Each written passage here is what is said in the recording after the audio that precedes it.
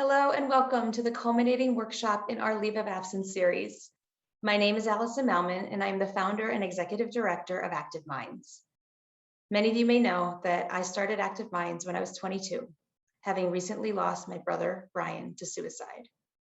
Now in our 19th year, Active Minds is leading the conversation and inspiring action around the mental health of young adults throughout the nation, on campuses, in workplaces, and in communities. As the world started opening up after COVID-19, the Active Minds Network made it clear that life had changed. Some things that students hoped were here to stay included the increased priority placed on mental health by society and increased flexibility in doing life at their own pace. As we've heard from students and campus administrators in the past workshops, there is tremendous value in supporting student mental health through campus leave of absence policies. Today, in partnership with the Ruderman Family Foundation, we are coming together to discuss campus leave of absence policies from experts in higher ed, mental health, and student advocacy. You'll have the opportunity to connect with others in this workshop to hear about what's going on across the country related to leave of absence policies, student mental health, and taking life at your own pace. Active Minds is incredibly grateful to the Ruderman Family Foundation for their partnership in this workshop series and supporting our ability to positively impact the lives of young adults through it. I'd now like to introduce Sharon Shapiro, trustee and community liaison for the Ruderman Family Foundation. Sharon has been an active member of the Greater Boston philanthropic community for many years, and her current projects reflect her family's deep commitment to promoting disability inclusion in the Jewish community. She is passionate about tackling a huge issue in our society, the crisis of mental health challenges. Sharon is working with the foundation to support organizations working in the field, especially with teens and college-age students, by raising awareness and helping to expand impactful programs. We are so glad that Sharon could join us today. It is now my pleasure to turn it over to her. Thank you so much, Allison. Good afternoon, everyone. I'm honored to welcome you to the third and final workshop in a three-part series sponsored by the Ruderman Family Foundation in collaboration with our wonderful partners at Active Minds. I'd like to take a minute to thank Allison Malman, founder and executive director of Active Minds, and her amazing team for the incredible work on this important series of programs. We greatly appreciate all that you do to eradicate the stigma around mental health on our college campuses. It is a privilege to be partnering with you on this initiative. Today, we will dive deeper into exploring campus leave of absence policies and hear from students and experts from the field, including two of the Leave of Absence Guide's co-authors, Dory Hutchinson and Courtney Jolie Loudermilk, who will be introduced later. Together, we will identify strategies you can implement on your campus to improve leave of absence policies that will support student health. We are honored that such a distinguished panel of speakers are taking part in this important discussion. The Ruderman Family Foundation has spent a significant amount of time investigating many aspects of the mental health field. We chose to focus on teens and college-age students because of the serious rise in young adults experiencing mental health issues, particularly ages 15 to 25. In response to this crisis, our foundation collaborated with the Center for Psychiatric Rehabilitation at Boston University to co-create and fund two first-of-their-kind manuals, one for the students, the other for faculty and staff, with best practices for campus leave of absence policies and for using a leave productively. The university and the foundation produced the manuals to better assist students when they take a leave to ensure their wellness, resiliency, and a successful return. It is critical for administrators, faculty, and staff to possess a comprehensive guide for implementing more sensitive and ethical leave of absence practices, and for students who experience mental health issues to have the tools to advocate for themselves at their institutions. We hope that our new manuals will shape the landscape of leave of absence policies during and beyond these challenging times and ensure that this process is conducted in a dignified manner. Thank you all for joining in our conversation today. We applaud all of you for your deep and enduring commitment to the mental well-being of the students on your campuses, for the amazing advocacy of the students here today, and for your willingness to learn how to improve leave of absence policies. at your colleges and universities, and for helping the Ruderman Family Foundation to shed light, candor, and openness on the issue of mental health. Thank you.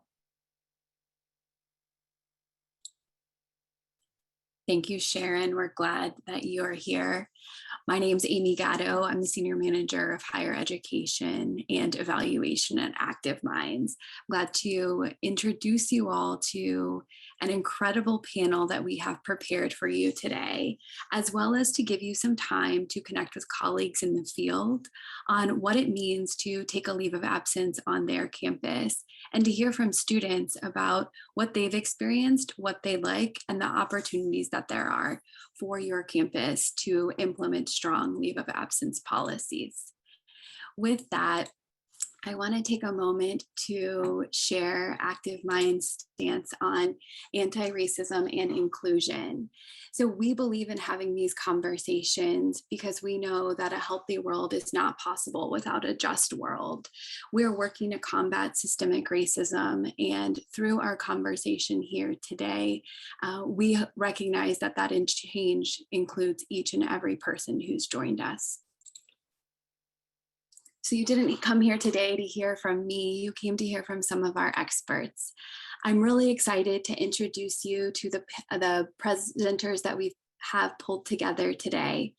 Our first presenter is Daniel Eisenberg from the Healthy Minds Network. He's going to lay the foundation for us to really understand what the mental health climate in higher ed is. And then from there, as Sharon said, we have the creators of the Leave of Absence Guides from the Center for Psychiatric Rehabilitation at Boston University, Courtney Jolly Loudermilk and Dory Hutchinson. After that, we'll turn it over to Kelly Davis from Mental Health America to discuss the legalities associated with leave of absence policies. She's an incredible resource, and what we've been hearing in the previous workshop is there's lots of questions in this area. And then lastly, we'll turn it to Kelly McGuire and David Mink, two students who've experienced what it means to take a leave of absence policy. You can hear their stories firsthand and think about ways we can make leave of absence policy student-centered. Following these brief presentations, we'll meet together as a group and we'll go into some breakout rooms to discuss lingering questions that you might have, providing you an opportunity to connect with others in the field and maybe even some of our presenters. So with that, I will turn it over to Dr. Eisenberg. Thank you. Thank you very much, Amy, and thank you to the organizing team for having me here. I'm going to share my screen. So I have just a 10-minute presentation, kind of a whirlwind tour of data about student mental health. And the idea is just to give a better sense of the scope of the important issues that, that this panel is about. I'm not going to touch on leave of absence specifically, but more just kind of the general picture of student mental health as context. So just a bit about the research team that I'm coming from, the Healthy Minds Network. My background's actually in economics, and so what kind of got me interested in student mental health as a topic is the idea that we could potentially be making really good investments in young people and their futures through student mental health programs and services. And to try to get a better sense of those, what are those investments and how good are they really? We need to start with population descriptive data. And so we've done a lot of survey data collection through the Healthy Minds study, and I'm going to show you some statistics. Healthy Minds study is our main research project, and it's been going since 2005. It's a web-based survey. It's now conducted annually at college campuses and university campuses around the country, and even a small number outside of the US. We've had hundreds of campuses involved and hundreds of thousands of students participating. And the topics in the survey, there's quite a range, but there's a core set of topics in the core modules or sections of our survey: demographic and background characteristics, mental health status, and service use and help seeking. And then each campus that participates in the study can choose from a menu of these elective modules that are in the ring, the outer ring of this diagram to go into more depth in other topics. So just some trends over time, and I probably won't be surprising to most of you in this audience that we've seen a significant increase in students reporting depressive symptoms since, well, mainly really since around 2013 is what sort of seems to have been an inflection point.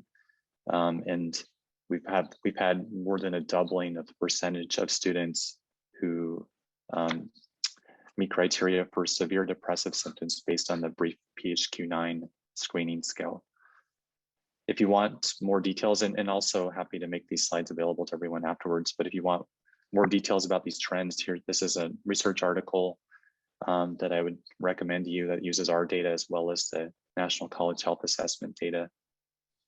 In terms of different types of mental health conditions, you can see here that, as I already showed you, now we're at around 18% for severe depressive symptoms, but there are a range of other conditions that are highly prevalent in the population: severe anxiety symptoms, eating disorder symptoms, non-suicidal self-injury has risen to almost 1 out of 4 students reporting at least some non-suicidal self-injury in the past year. Suicidal ideation is now over 10% of students. And if you look at what percent of students report at least one of the above mental health concerns, it's almost half now. Along with the rise in symptoms, we've seen a steep rise in the use of therapy and counseling. Again, this is, I'm sure, not surprising, but sometimes it's helpful just to see the numbers. So now we're up around 29–30% of students who report having had at least one visit for therapy or counseling in the previous year. And again, if you want more details on this rise and trend and kind of how it looks across different subgroups, this is an article you could check out. There's, of course, many factors that are correlated with mental health problems and symptoms, and probably none of this is too surprising, but the strength of these relationships is striking. Financial stress, sleep problems, experiencing, reporting, having experienced abuse or assault, reporting that one has been discriminated against in the previous year based on one's race, ethnicity, or culture, or other factors. All of these are strongly related to a higher probability of reporting these mental health concerns that I just showed you. We do see some notable differences across student subpopulations, so gender minority students, sexual minority students. So both groups are reporting in much higher numbers depression, anxiety, and other mental health concerns. In terms of service use, international students generally have lower use of mental health services, particularly Asian international students and students of color to a lesser degree, but still there's a notable difference and as compared to white students, for example. And of course, there's variation across various groups within this large bucket of students of color. And there's more details that we can share with you if you wanted to check it out. Of course, with the pandemic, we're seeing some new wrinkles to this massive public health concern. And first of all, we actually, within college student populations, we have not seen a huge increase in the report of depressive symptoms and anxiety symptoms. So that might be a little surprising. We're seeing a continuation of this trend that was already occurring, where there is a rise, but it hasn't been a massive rise. And there are a lot of interpretations for what's going on. I think the bottom line is that while the ocean level, the water level is maybe rising only a little bit, what's going on underneath, of course, for individuals is huge. So there's groups of people, of course, who've been just incredibly affected by the pandemic, and their mental health has been incredibly affected, but there's other groups who have not been as affected. And one of the ways in which many people have been affected, of course, is the financial stress or financial situation. Also, at least early in the pandemic, this is from spring 2020, many students were reporting that they had difficulty in accessing mental health care. So there was this immediate disruption, which I think has since gotten better, but there's still many issues. related to the pandemic. Loneliness was already a great concern in college populations, but is of course became even more so during the pandemic with the isolation, social distancing that we all experienced. We also ask in our survey about whether you've had a close friend or family member who passed away from COVID-19, and we see some notable differences across student populations on that measure. Similarly, we see some variation in terms of whether you've experienced a stressful financial situation because of the pandemic, but you can see more than half of every group is reporting they have experienced more stressful financial situation. Okay, so just quickly with my last couple of minutes, I wanted just a couple quick thoughts on potential responses to this public health problem that I've laid out. And one line of thinking that I think a lot of campuses have found helpful from our work is translating some of the data into an economic case or return on investment from investing more in student mental health services and programs. And basically it is we've documented a relationship between depressive symptoms and likelihood of remaining in college or dropping out.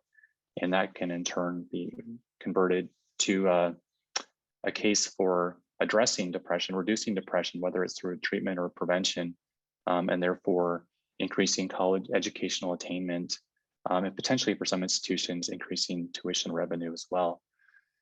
There, as many of you probably know, there was recently a National Academies of Sciences report that came out with a whole bunch of recommendations under various themes related to culture and policy. So very much in line with this session on leave of absence policy. But basically the report is advocating for greater attention and resources to address student mental health. So sort of the message that I think all of us, probably, or most of us in this group have been trying to push for many years. As you probably know, the JED Foundation and others have been endorsing kind of a public health. I know Active Minds as well is on board with this public health approach to student mental health. So just wanted to mention that. And lastly, one of my hopes for our Healthy Minds team in the coming years is to go beyond just documenting the extent of the nature of the problems, but actually to help more actively with translating the research into solutions. And so in particular, we're thinking about how can we help decision makers like campus administrators and others, student leaders, use the available evidence about what actually works for student mental health. And then also how can we increase the availability of that evidence? So how can we stimulate the research and evaluation field? So I'd be happy to be in touch with any of you if you want to follow up with questions or comments, but I'm going to turn it over to my friends, Courtney and Dory from Boston University. I'll stop my share. Thanks, Daniel. Great to see you. Great to have everyone here on the call today. And a great big thank you to Active Minds for hosting this important conversation. A great big thank you to the Ruderman Family Foundation for supporting these workshops of the series. And of course, as Sharon said, the leave of absence guides it was a partnership. So an immense thank you. My name's Courtney. I use she, her pronouns. As Daniel said, Dory and I are here at Boston University at the Center for Psychiatric Rehabilitation. I am wearing the hat today of educator, as Sharon said, co-author of the guides, but also just a great, passionate, ambitious student advocate. And that's in the form of programming and policies and practices for certain. So it's a great honor to be able to do this work and to share it with the great minds and the active minds who are here on the call. And my colleague Dory is here as well. Hi, Dory. Hi, everyone. It's so nice to be here. I'm Dory Hutchinson, and I am the Executive Director of the Center for Psychiatric Rehabilitation here at Boston University, as well as Director of Services. And Courtney and I are delighted to be here to give you a taste. We've kind of chunked the manuals into sort of before, during, and after a leave so that we can give you a taste of what they're about. But I think it's really important, along with the series that you've done, to just restate that the whole goal of this this project with the Ruderman Family Foundation really stemmed from the seminal work that they did around the need for equitable and just policies and practices around helping students make a decision to take a leave of absence when they have a mental health condition that may require or that they may want to take a leave. And we know that taking a leave of absence is a very difficult decision for a student to make. And it really requires institutional support and advocacy, but it also requires institutional courage. Institutions need to implement the policies and practices that are student-centered, that support the student and the community sense of well-being around mental health, and ultimately promote this message that everyone's mental health matters. And it matters dramatically, as we know from Daniel's work, to student success and thriving on all of our campuses. So we want to talk a little bit about some of the policies and practices that we feel are important in helping students before they take a leave. This idea of providing opportunities for informed decision-making, engaging students in this collaborative decision-making about what taking a leave means at a particular institution, helping them identify their options. Probably what's really critical, and we're hearing more and more about this, is helping faculty and staff have these difficult conversations about leaves, so that they feel comfortable doing it and they're willing to engage students in that conversation. I think we've learned as well from COVID-19 and the continuing implications from the pandemic that we are able to provide accessible learn from anywhere options. And we can even think about extending that into mental health program and hospital settings to help students avoid leaves and interruptions if that's what they want. Particularly important is for schools and institutions to demonstrate parity across all types of leaves of absence. We do know that there is often a lack of parity between medical leaves of absence for medical conditions versus mental health conditions. And the legislation, the very critical Americans with Disabilities Act that all of this sits in, makes it very clear that there needs to be parity across these leaves of absences. Using language that's empowering, student-centered, and choice-oriented shows a clear commitment to student health and well-being, and our policies should reflect that kind of language. We feel very strongly that using tools like Active Minds diagnostic tool, student input, consultation with other colleges and universities to inform and evaluate our own policies and practices is a great starting place for colleges and universities. And then inviting collaboration across all of the many offices on campus, including our offices of general counsel, affirmative action, equal opportunity, access and disability offices, to really look at our policies to examine where there are weaknesses and barriers for our students who live with mental health conditions, because there are barriers out there. And then streamlining the request to leave process and paperwork. For many students, we have a college mental health program for students on leave, and we've heard for years and years how onerous the process is for students to request to leave, and how complicated and how difficult it is. And when students are struggling anyways, this is just something that can be streamlined and implemented in a way that's more supportive than disruptive to students' well-being. And then providing clear checklists for students on what they need to do in order to return, so that they know ahead of their leave what it is that their school requires for them to return. During the leave, this is a really important time. Many students experience that when they're on a leave that the schools kind of forget about them, or that they're not here, so you're not on my mind.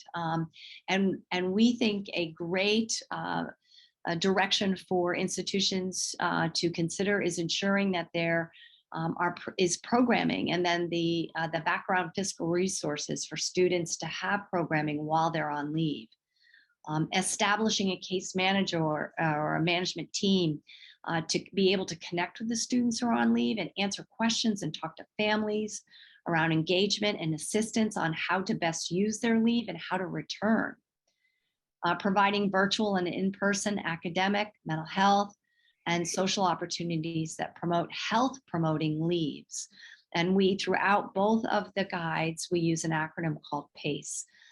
Attending to the people that students need, the academics that they need to attend to, the care, and that can be their mental health and their community and engagement. Expanding access to campus resources during a period of leave. And this is where parity comes into play. For students who've gone out on a leave for medical reasons, they're often allowed to come back to campus, where students with mental health conditions often find that they're told they cannot. Directing students to our guides, creating equitable duration of leaves that don't discriminate between different types of leave categories, offering workshops or how-to videos that students can get on the institution's websites that can educate them on how to manage their well-being, what kinds of resources and supports are out there for them, and then how to return. And really, shifting the culture of taking leaves with meaningful messaging and campaigns. You know, once a tiger, always a tiger. Once a terrier, always a terrier. When students take a leave of absence, they tell us that they feel like they've lost their identity. And if they have multiple identities on a campus, being told that they can't connect to those identity groups and affinity groups is devastating for students. And so shifting that culture could be a really powerful way of being more inclusive and equitable. And then increasing length of leave and leave options for international students. This is a real big issue, particularly for institutions that have many students on their campuses who are from other countries, where their visas play into the length of leave and can cause enormous distress in trying to figure out how to take a leave and develop well-being without having to leave the country and be able to return to their schools. Thanks, Dory. And just our remaining minutes, I'll bring us through what it might be like to support students returning from a leave or planning to return from a leave. And I just want to kind of highlight, if I take a bird's eye view of where we've been so far, everything is really just choice oriented, knowing that the data shows that students in the United States complete a bachelor's degree and I think it's upwards of 5 years on average, that leaves of absence happen. And so providing choice and points of access and information, and as Dory said, changing culture around what it means to take a leave, and that it's nice to have options, you know, and promoting it as a choice is really just kind of a cultural shift. So thanks for laying that groundwork, Dory. So when we're talking about supporting students come back from a leave, what we're talking about is perhaps offering, you know, concise, well-developed, accessible in different formats, return from leave checklists, something that students and presumably the families and people who support them can, you know, in an organized fashion, can navigate. That the guidance around the process to return, the documentation you're meant to submit, the timeline, deadlines, these sorts of things are posted clearly for students so that they can successfully return and not feel behind out of the gate when they are returning. Highlighted here is providing opportunities for students to demonstrate their readiness to return in an individualized way. As Dory said, we run leave of absence programming. It might be work related. There are lots of ways, if you follow the PACE acronym, that you can demonstrate readiness to return and that you are ready to return. Facilitating peer mentoring and networks of students who have taken a leave to support the students who are coming back, sort of like helping them show the ropes sort of thing, and whether it's returning back to class or physically to campus. Elevating and celebrating those stories of students who came back. Same thing as Dory recommended with videos for how-to videos of celebrating that our students are here, that it was their choice to take a leave and they've returned. Providing programming, whether it's coaching, workshops, any sort of program additional support that might help a student navigate the return successfully, including, and all of this we hope might be on a checklist, or an invitation to take a reduced course load in that first semester returning to ensure a smooth, successful, sometimes I like to say, just let it be a little easy coming back. There's a lot to navigate upon a return. So we hear this from students all the time, that the social relationships, healing back on campus again, and physically reestablishing the space as theirs, that's time consuming and energy consuming. So reduce the course load and provide equal access to the coursework. This is Dory and me. Our phone numbers and email addresses. We're on Instagram and Facebook, and welcome any input or collaboration. These guides, which I'll post in the chat, we like to think of as living, breathing documents that will grow and evolve as they should, to be fully accessible. So we will make sure those are shared and invite your sharing along the way. And we thank you so much for your time. We're going to pass it on to our colleague, Kelly Davis with Mental Health America. Awesome. Thanks so much. I love everyone has such good energy. It was so great to listen to you and share. I'm really excited about how comprehensive the resources are that y'all have created, that have come out of Active Minds and the Bazelon Center for Mental Health Law, Boston University. So really grateful for all the work that's being done and grateful to be here.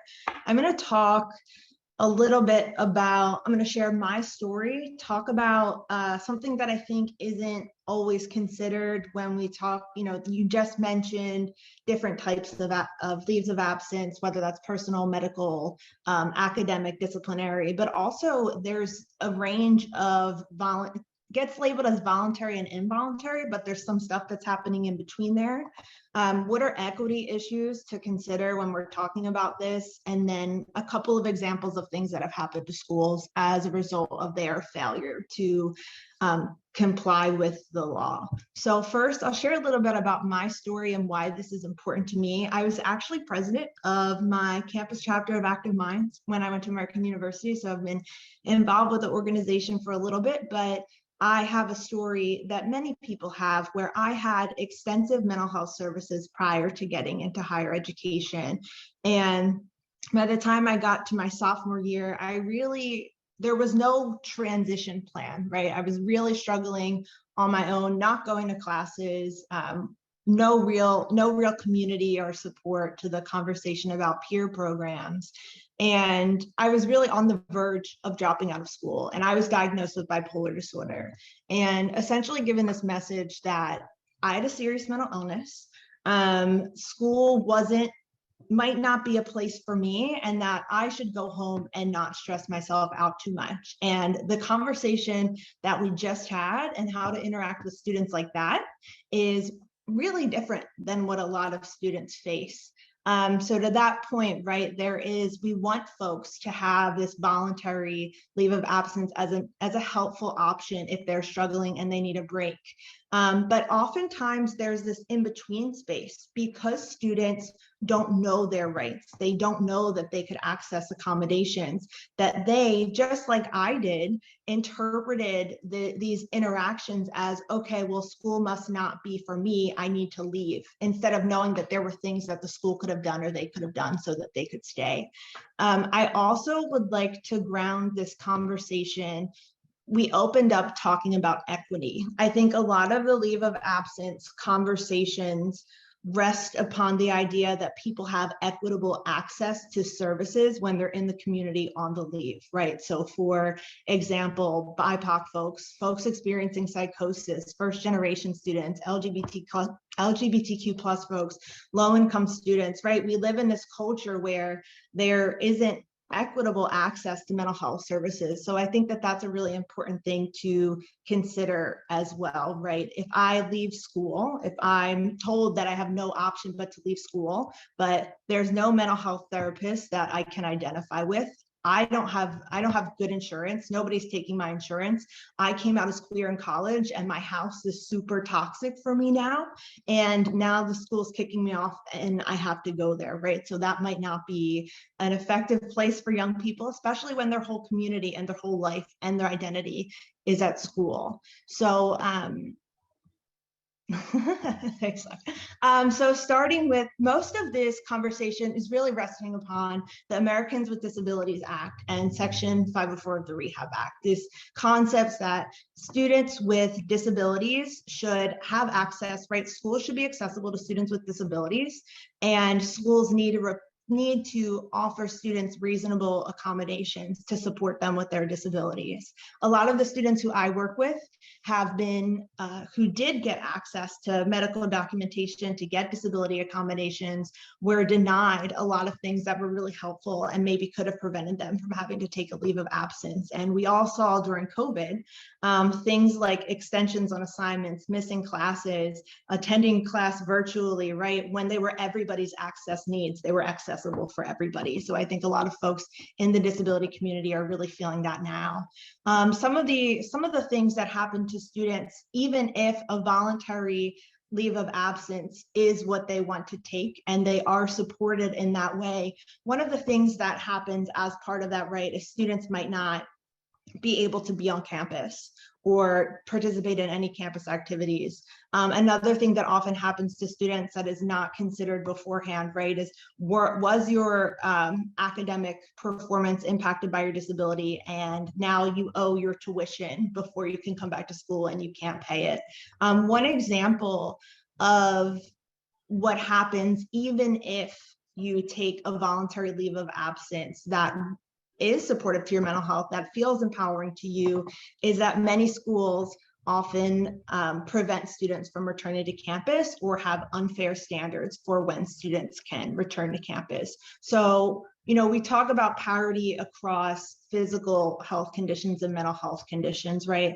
Mental health conditions are evolving. You might be going through a period of crisis. You might have a bad day. You know, it's not static, and we know that recovery is a process and it changes over time. So schools can't require that you really be like cured or in a certain space to return back to school. One of the things that happened at Brown this year was that it was found over a number of years that there was a huge discrepancy between students being able to return to campus for physical health concerns versus mental health concerns. And they were consistently denying students with mental health conditions the ability to return to campus. And they were fined by the Department of Justice. I think one of the things that we all want to assume that everybody wants to do a good job, right? But I work on the student activist side. I'm a person with a disability who's had to navigate spaces that were not friendly for people with disabilities. And a lot of times this stuff is scary, right? Schools don't know what to do. They don't feel like maybe it's their job to do it. But what happened this year in the Department of Justice showed that, you know, you will get in trouble because there are these laws that protect students and make sure that campuses can be accessible for students. So you cannot have unequal standards for returning to campus for mental health conditions, mental health disabilities. I think that this is one of the tricky things that, you know, I worked at the Bazelon Center. One of the tricky things for students is if you don't have these comprehensive supportive transition back to campus programs that are amazing, you don't know your rights, and you might take a voluntary leave of absence and find out that you can't come back. And then that's too, this in between, I think it's really important, right? Because so many of these problems are stuck in this gray land. You do research, I'm doing research on inpatient psychiatric disabilities. When you're in a position where you can really intentionally or unintentionally influence somebody to make a decision that they don't think they have the ability to make for themselves, they can really get stuck in in losing a lot of the things, losing access to their communities, losing scholarships or financial aid, and then facing the inability to return to campus. So I think groups like Active Minds, like other folks who are doing mental health on college campuses, this in-between world where students don't know that it's actually to some degree on the university to create an environment where they don't have to take a voluntary leave of absence, and the law supports them in doing that because they are entitled to reasonable accommodations, whether that is moving on campus or off campus, whether that's extensions or assignments or whatever they need to do so that they can still stay in school. For example, dropping below a full-time course load, right? Even if their financial aid or registration depends upon them being enrolled full-time. So there's a lot of things that students can do.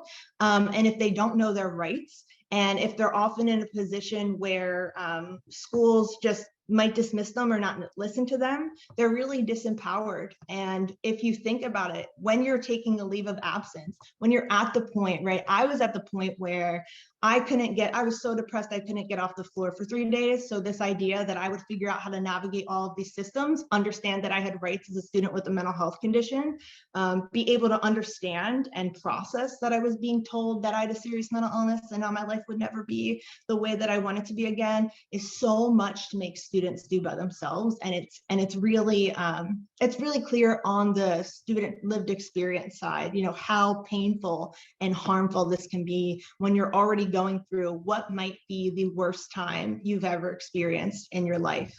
And then the last thing I'll talk about is involuntary leaves of absence. So involuntary leaves of absence should be incredibly rare. It involves removing students from their classes and from campus. And some of the requirements for schools to do this, right, is that schools have to have an individualized assessment of the student to be completed. And then students are entitled to due process. So students need to be notified that they are under consideration for an involuntary leave of absence, and they need to be given the opportunity to respond. When you're in these environments where students really aren't supported, I think that having that as the standard and putting it all on the student is really unfair. But as it stands, schools are required to do that. In exceptional cases, they could have an interim where you could quickly place an involuntary leave of absence, but as a standard, students have rights to be heard and appeal decisions that are made regarding their ability to continue to attend classes, but also continue to live on campus, which is one of the major things that happens when students are completely cut off and sometimes even penalized for trying to re-engage in a community when they were just having a hard time or getting help. One of the other things that comes up a lot for involuntary leaves is also sometimes schools treat mental health conditions as disciplinary infractions. This happens a lot for students who self-harm or maybe attempt suicide, is that they're treated as though they violated the student conduct code by having a mental health crisis, even though we know that's something really different. And then another example, right? Disability activists have been saying this for a long time, but there has been action. So in 2019, Stanford was sued and found to be in violation of the law by kicking students out or enforcing involuntary leaves of absence instead of working with the students directly to do the things that we just talked about, to help them create plans and find resources that help them stay in school in whatever way possible. So on the same line too, being punished for a suicide attempt or self-harm, right? That was not under this lawsuit, that was not found to be acceptable. And students should be able to stay on campus if that is part of their well-being and they decide that they don't want to go home. One of the other things that came out of that lawsuit was that students were also given the ability to have a 2-day period where they can revoke any decisions, where they could take a leave of absence. And one of the other really, I guess, that can feel like patronizing pieces of this, even though a lot of the mental health history has many times been paternalistic because people with lived experience haven't been involved. The idea that students had to submit personal statements to take accountability for their severe mental health distress to be able to return to school was also deemed to be inaccessible. So to really prevent all of these things, right, we're seeing great, and I think under this administration, there's going to be more support for students who have experienced these isolations. They can file a complaint either with the school's disability compliance officer or the Office of Civil Rights to state that their rights have been violated as a student because of their mental health conditions. But it really depends on all of us. Yes, there's the administration side and the kind of punishment side and bringing things down on schools. But I think those are still decently rare, right? That's the exception. The rule is that students are disempowered and they're navigating these systems by themselves. So as much as possible, organizations like Active Minds and many of the others doing mental health advocacy on campus, proactive outreach from the Disability Services Center, I think is going to be really key to making sure that even if the Office of Civil Rights, the Department of Justice isn't going to come in and do something to your school, that students are equipped with the knowledge and the power to be able to advocate for themselves, particularly, as I said, in one of the maybe hardest times that they've experienced in their entire lives. So that is my quick talk. Just as a note, the most comprehensive document that I've ever seen, I can send this as a follow-up on accommodations, was something that came out of SAMHSA on first episode psychosis. I think psychosis and self-harm and suicide attempts are really important areas that are left out of this conversation because it can be scary and unfamiliar to people. So I would definitely urge folks to check that out. But otherwise, that's from me. And I'm super excited to hear about the stories and expertise of two folks who've experienced leaves of absence themselves. So I'll send it over to the other Kelly, the third Kelly, and David.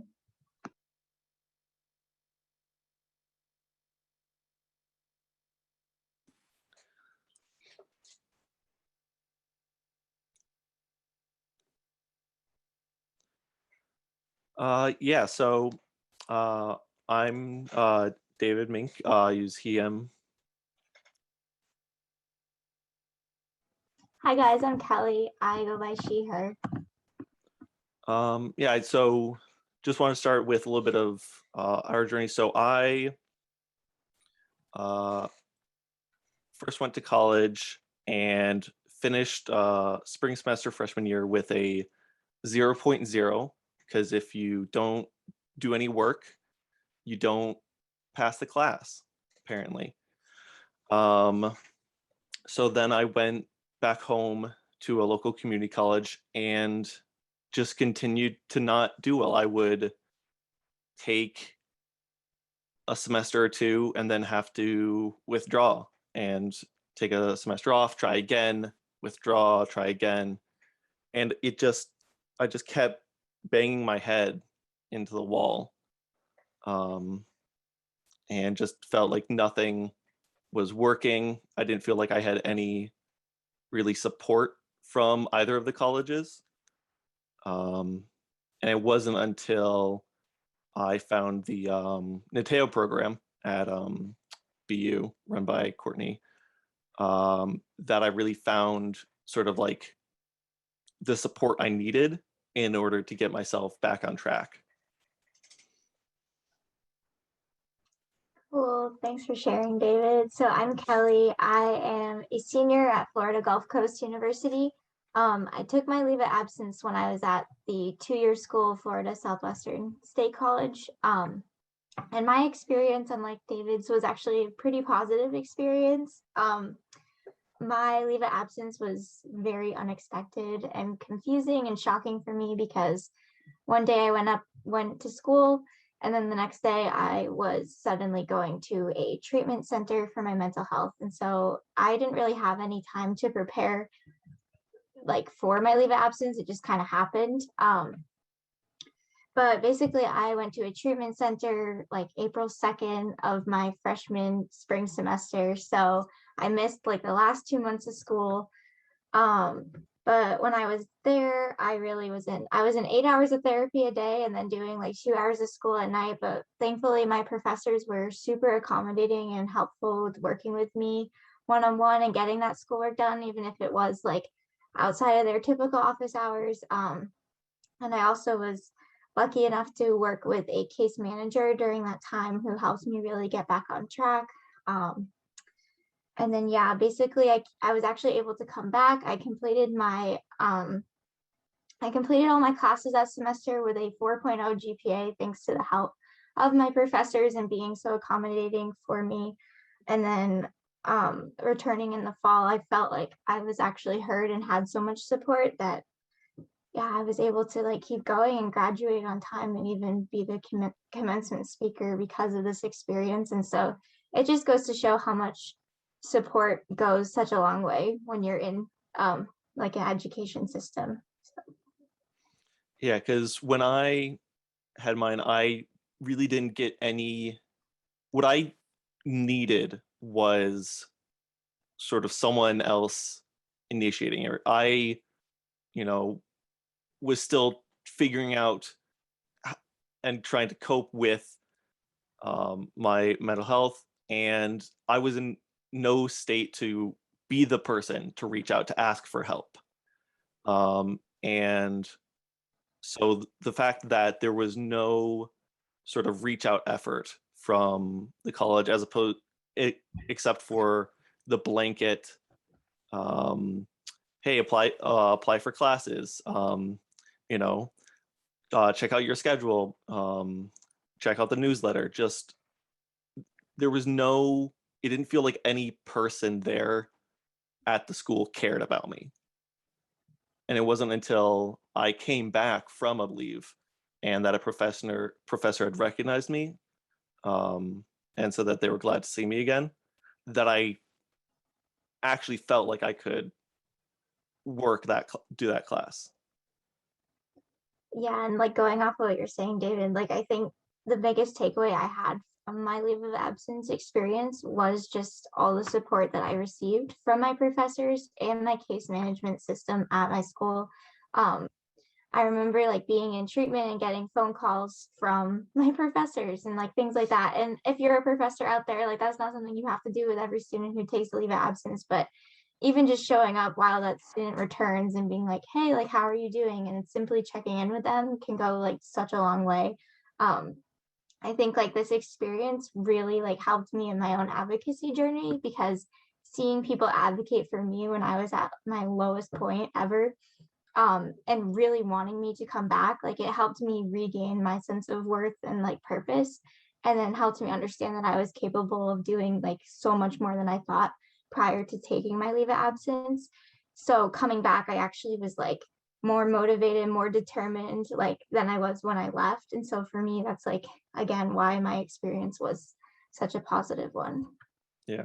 I wanted to jump off of something that you had mentioned about wanting it, of,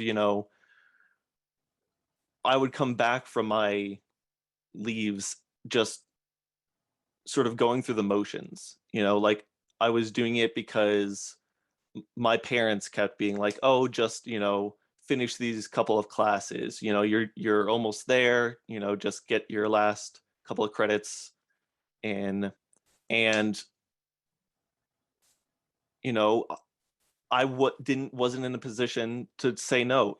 I was relying on them for pretty much everything. How could I say no and be like, no, I need to not do that. I need to do something else. And so that's a large part of also why I wasn't successful. I wasn't ready. I didn't want to do it.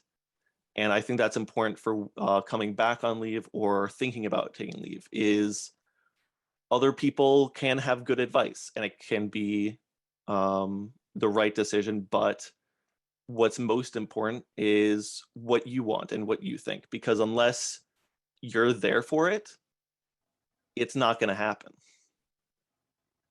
Yeah, exactly. I think like if you're a student considering taking a leave of absence, like the first question you need to ask yourself is, how are you doing? Like, how are you doing right now in this state of like where you're at in life? And like, if the answer is like really not well, mentally, physically, anything, like maybe consider taking a leave of absence. I also think like for me, like seeking help beforehand if possible. I wasn't in therapy at all. I just went from being in not really addressing my mental health at all to then being suddenly in like a full intensive like 10+ hour a day therapy program for 3 months. So I think that like it would have helped me to utilize the counseling center before I went right down this path. So that's something I think that is huge for students. And then also like going off of that, just finding connections and support before you take that leave of absence so that you have people to go to during your leave of absence. And then also obviously finding new supports during that period of time and then coming back, which is a lot of what our previous panelists have talked about, just like the steps you need to take of like finding those connections and supports. But yeah, I think it comes down to finding people that you can go to during this time, because you can't do this all alone. Especially taking a leave of absence usually means you're going through some pretty tough stuff, and so like you can't handle this all on your own. Yeah, and it's new and scary, right? Like I was similar to you of just like before college I didn't have a diagnosis. I had never gone to therapy. And I think similar to what was mentioned before by Daniel Eisenberg of like more and more college students are coming to realize this about themselves, and Exactly. I think it's worth noting that both of my parents are doctors, but it wasn't until freshman year of college, a friend being like, hey, I think you might be depressed, that anyone had ever said anything to me.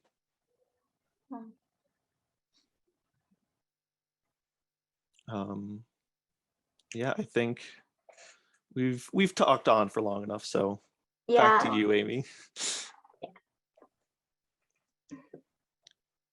Well, thank you both for sharing your experiences. And thank you to all of our other presenters. So because this has some interactive space, I'd love for you to put a reaction, one of your favorite little Zoom emojis, to show some gratitude for our presenters. It was so nice to hear from Daniel about the mental health climate, from Dory and Courtney about the guides and how they've been developed and how we can support students, as well as from Kelly Davis from Mental Health America, who was able to share her story and really paint the picture of her student experience, and then David and Kelly McGuire, who were able to share theirs as well. So as we start to wrap up, I want to share some resources with you that you can use on your campus, wherever you are, to support student mental health and to really consider what leave of absence policies, the impact that they can have on your students. So the first thing is, we've heard multiple times through this workshop series about these leave of absence guides. They are incredible. The student leave of absence guide really is student focused and encourages students to ask some questions and to consider what it means before, during, and after their leave of absence guide. And when I think of the faculty and staff guide, I think about my time as an administrator on a campus and wishing that there had been something like this that made it as clear cut as it is for developing policy to support student mental health. So if you haven't already, I know they've been dropped in the chat and they probably will be again. I encourage you to use this incredible resource to take it back to your campus and start implementing it, especially with the current state of mental health. Some other resources that Active Minds is offering soon is, next week we're hosting a VAR training. We heard from Kelly and David about how asking the question and how having friends or faculty members asking how they were was so impactful in their experience. Active Minds VAR tool, Validate, Appreciate, and Refer, helps give anyone on campus, students, faculty, staff, the knowledge and skills to feel more comfortable asking those questions and make appropriate referrals. So Kelly has dropped in the chat a link to a training that we're hosting next week that's free and open to the public. I encourage you, if you're looking for ways to support student mental health, that you register for that. We also are built on our chapter network. My colleague Kelly, who's on this call, the other Kelly, she oversees a lot of our chapter functions. And from our students, what we hear is that they love this sense of connection. And our chapter network really provides that. And then lastly, when we think about changing campus policy, which we know is one of the most impactful way to affect student health, we have a Transform Your Campus Leave of Absence guide. Within this guide, as Courtney and Dory said, there's diagnostic tools. So maybe your campus has a leave of absence policy, but you want to assess the strength of the language of the policy, or is it working in the way that is student-centered and student-focused. So I encourage you to look at the leave of absence guide, but also use the diagnostic tools. You can take them to administrators or any work groups on student mental health.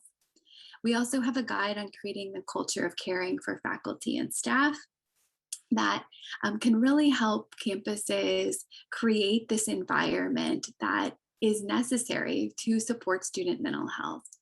And then lastly, Daniel told you he's an economist. The Healthy Minds Network has an incredible return on investment calculator for what we essentially, as an institution, the benefits that we can receive by investing in student mental health.